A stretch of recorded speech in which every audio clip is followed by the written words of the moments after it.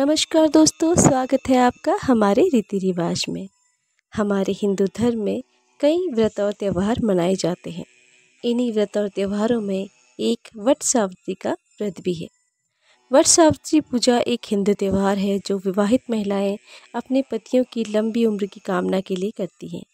यह देवी सावित्री को समर्पित है और इसमें दीर्घायु के प्रतीक के रूप में बरगद के वृक्ष की पूजा शामिल है। वट सावित्री पूजा ज्येष्ठ महीने की अमावस्या तिथि को मनाई जाती है, जो आमतौर पर ग्रेगोरियन कैलेंडर में मई और जून के बीच आती है। इस साल जून में वट सावित्री का व्रत रखा जाएगा।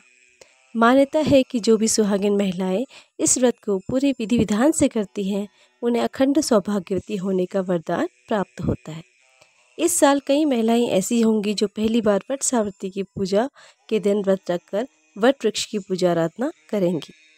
इस व्रत की पूजा सुबह से ही शुरू हो जाती है, इसलिए कहते हैं कि व्रत की पूजा सामग्री एक दिन पहले ही जुटा लेना उचित होता है। तो आइए जानते हैं वट वृक्ष की पूजा आराधना करने के लिए क्या क्या पूजन सामग्री की आवश्यकता है और इसकी कथा को भी सुनेंगे। वट सावित्री की सामग्री की सूची। वट सावित्री की पूजा बरगद के पेड़ के नीचे की जाती है। जिन साधकों के घर के आसपास बरगद का पेड़ नहीं है, तो कहीं से बरगद की एक टहनी लाकर उसकी भी पूजा कर सकती है। इस व्रत की पूजा के लिए नीचे दी गई सामग्रियों को रखा जाता है। बांस का पंखा, कलावा, सफ़ेद सूत, मौसमी फल जैसे आम, लीची, तरबूज, फूल, फूलों की माला, वट वृक्ष की डाल, भीगा हुआ काला चना, अक्षत, धूप, बत्ती, पान, सुपारी, गंगा जल, पवित्र जल, केला का पत्ता, नए वस्त्र, मिट्टी का घड़ा, दीप, बाती, देसी घी, तांबे के लोटे में गंगा जल, सिंदूर, रोली, हल्दी और मिठाई। इस व्रत को करने के लिए प्रातःकाल महिलाएं सबसे पहले ब्रह्म मुहूर्त में स्नान करती हैं। स्नान के बाद लाल रंग की साड़ी पहनकर श्रृंगार करती हैं।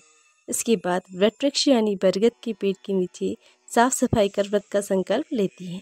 दिया जलाकर वट वृक्ष के चारों तरफ 7 बार कच्चा धागा लपेटकर उसकी पूजा करती हैं। इसके बाद वट सावित्री व्रत की कथा सुनकर अपनी सास से आशीर्वाद लेती हैं। ऐसा करने से पति को दीर्घायु मिलती है। पूजा करने के बाद जो भी फल, फूल, अनाज और कपड़ा है, उसको एक टोकरी में रखकर किसी ब्राह्मण को दान दे देती है। मान्यता है कि ऐसा करने से दाम्पत्य जीवन में सुख समृद्धि आती है। तो चलिए अब प्रारंभ करते हैं वट सावित्री व्रत की कथा। पौराणिक मान्यता है कि वट सावित्री व्रत करने से पति की आयु लंबी होती है और परिवार में भी सुख समृद्धि बनी रहती है। यही नहीं, अखंड सौभाग्यवती भाव का भी आशीर्वाद प्राप्त होता है। ऐसा इसलिए होता है क्योंकि इस दिन से जुड़ी पौराणिक कथा प्रचलित है।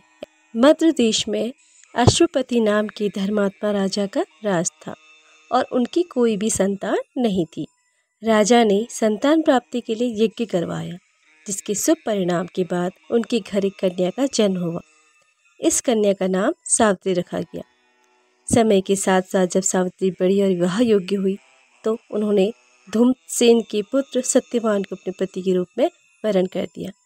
बता दें कि सावित्री बचपन से ही धार्मिक प्रवृत्ति की महिला थी तथा तपस्या करके वह और भी तेजस्वी हो गई थी।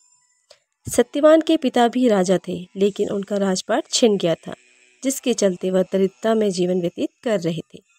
सत्यवान के माता पिता की भी आंखों की रोशनी चली गई और वह जंगल से लकड़ी काटकर उसे बेचकर अपने घर का गुजारा कर रहे थे। वहीं जब सावित्री और सत्यवान की विवाह की बात चली, तब नारद मुनि ने सावित्री के पिता राजा अश्वपति को बताया कि सत्यवान अल्पायु हैं और विवाह के 1 वर्ष पश्चात ही उनकी मृत्यु हो जाएगी। नारद मुनि की बात सुनकर सावित्री के पिता ने उन्हें समझाने का बहुत प्रयास किया, लेकिन वह नहीं मानी। अंत में सावित्री का सत्यवान से विवाह हो गया।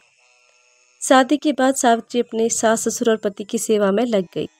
फिर एक दिन वो दिन भी आ गया जिसका जिक्र नारद मुनि ने किया था, सत्यवान की मृत्यु। उसी दिन सावित्री भी सत्यवान के साथ वन को गई। वन में सत्यवान लकड़ी काटने के लिए जैसे ही पेड़ पर चलने लगा, उसके सिर में असहनीय दर्द होने लगा। कुछ देर वह सावित्री की गोद में सिर रखकर लेट गया। कुछ ही समय में उनके समक्ष अनेक दूतों के साथ स्वयं यमराज खड़े हुए थे। यमराज सत्यवान की आत्मा को लेकर दक्षिण दिशा की ओर चलने लगे।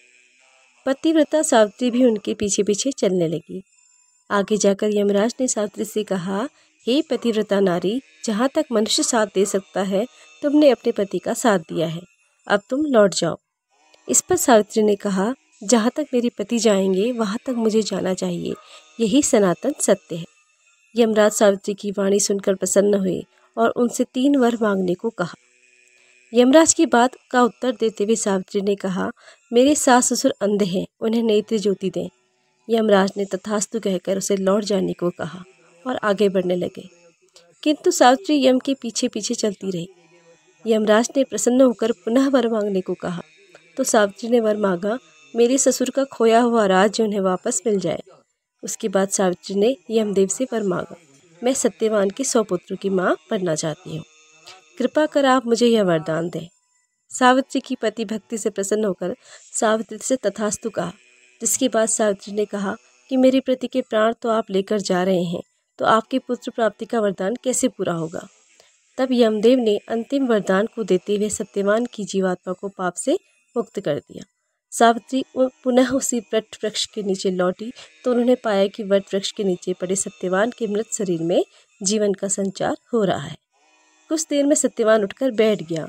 उधर सत्यवान के माता पिता की आंखें भी ठीक हो गई और उनका खोया हुआ राज्य भी वापस मिल गया। यह कथा लोक मान्यताओं पर आधारित है। तो ये थी वटसावित्री व्रत की कथा। अगर आपको ये कथा पसंद आई है तो इस कथा को लाइक कीजिए, चैनल पर नए आए हैं तो सब्सक्राइब कीजिए और शेयर कीजिए। Thank you.